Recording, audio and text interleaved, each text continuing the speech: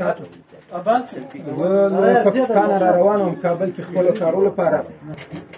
دا د کمپنۍ په ساحه کې رازبیک سیمه نیازبیک سیمه وه، هلته غله وو.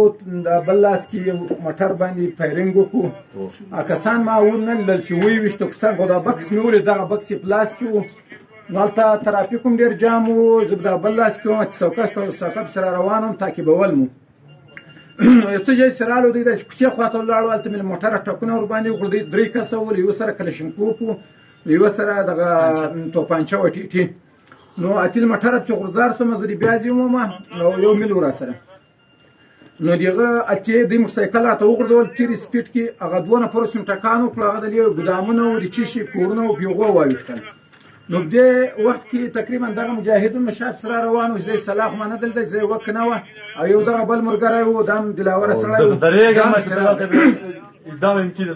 نو دغه رالو چې کوم دغه خلک هم رالو، د منځکې خلک دا یو غلم سره راګیر کړو، دا بکس یې خلاص کړو، په دې کې پیسې وې.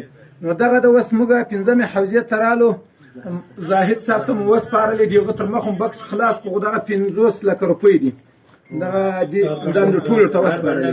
هر بنډل کې 5 لکه دي.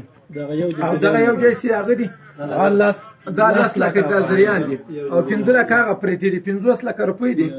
نور انشاءالله الرحمن چې دا هغه نور مجاهدین چې ولاړ د حوزې ولا هغه نور غلۍ الحمدلله نیولې دي. نور به انشاءالله دا شیخ خپل مالک ته سپارو، په وسه درک نه لګي چې دی هغه مړ ده، زخمی ده، څنګه دی معلومات ورته نشته.